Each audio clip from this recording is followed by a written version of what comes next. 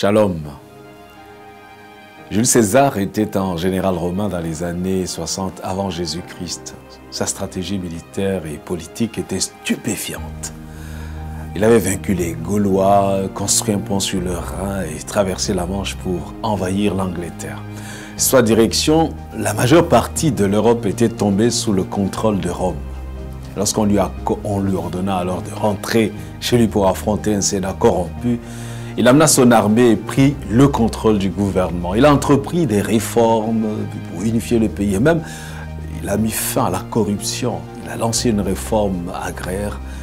Et ces réformes étaient très saluées des citoyens ordinaires.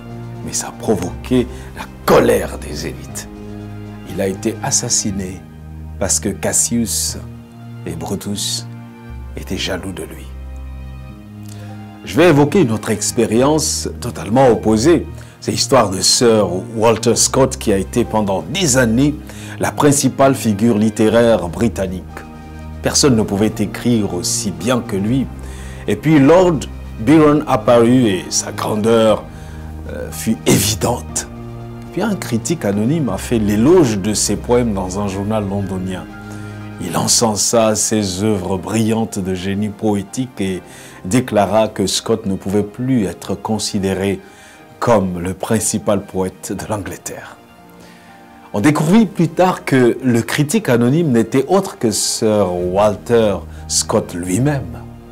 Quelle belle vertu! Il existe une distinction entre la jalousie et l'envie. Envier, c'est vouloir quelque chose qui appartient à une autre personne. On pourrait aussi dire que c'est convoiter.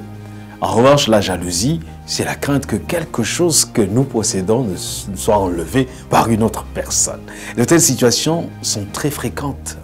Le roi David a fait tuer un de ses soldats parce qu'il était envieux de sa femme. Caïn a tué son propre frère Abel parce qu'il était jaloux de ce que Dieu avait donné à Abel.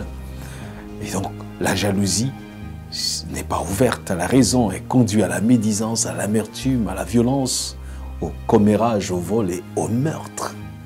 Le sage dans Proverbe, au chapitre 27, verset 4, s'interroge. La fureur est cruelle et la colère impétueuse, mais qui résistera devant la jalousie? Voici le chemin de base de la destruction de la jalousie. Quelqu'un a quelque chose que vous désirez, vous devenez insatisfait de ce que vous avez, vous commencez à croire que ce que Dieu vous a donné n'est pas suffisant. Alors parfois, nous sommes jaloux de personnes et de choses que nous ne devrions pas envier.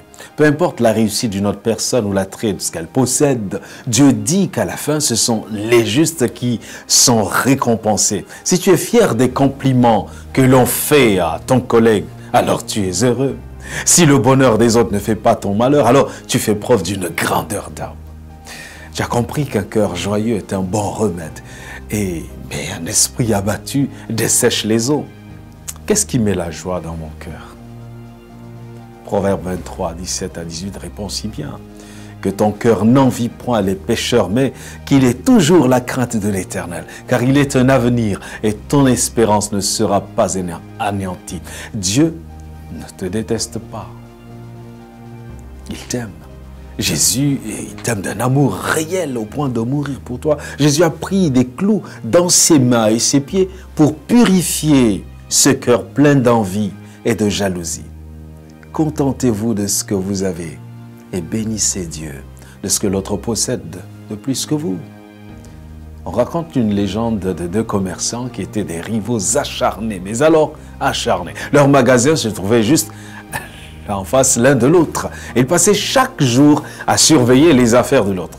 À la fin de la journée, ils mesuraient leur succès, non pas en fonction de leurs bénéfices nets, mais en fonction du fait qu'ils avaient ou non gagné plus d'argent que le concurrent d'en face. Une nuit, un ange apparut à l'un des commerçants et lui dit « Je te donnerai tout ce que tu demanderas, mais tout ce que tu recevras, ton concurrent le recevra 2 fois plus. Si c'est la richesse, tu seras très riche, mais lui sera 2 fois plus riche. Si c'est la longévité, tu vivras longtemps, mais sa vie sera plus longue et plus saine. Que veux-tu? L'homme fronça les sourcils. Il aimait l'idée d'être riche, mais détestait l'idée que son voisin commerçant soit encore plus riche. Il aimait l'idée de vivre une longue vie et saine, mais détestait l'idée que son concurrent vive encore plus longtemps et en meilleure santé. Il a réfléchi un moment, puis a dit, « Voici ma demande, rends-moi borgne. » Il pensait que son voisin perdrait les deux yeux et serait aveugle. Que non, son voisin garderait le double de son œil non percé. C'est vraiment triste. Salomon a vu les ravages de ce mal, car la jalousie met un homme en fureur. Et il est sans pitié au jour de la vengeance. Il n'a égard à aucune rançon et il est inflexible. Quand même tu multiplierais les dons. Proverbe 6, versets 34 et 35.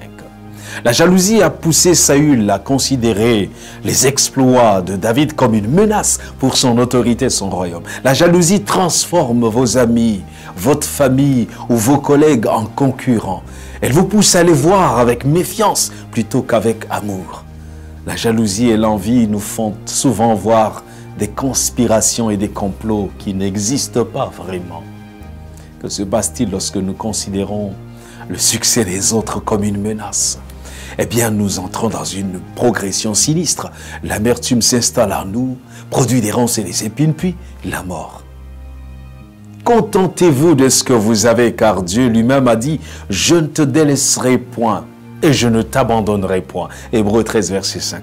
Ne cherchons pas une vaine gloire en nous provoquant les uns les autres, en nous portant envie les uns aux autres. Galates 5, verset 26. Aujourd'hui, tu peux choisir de vivre heureux en confiant cette jalousie maladive à Dieu qui seul peut t'en délivrer. Que Dieu te bénisse.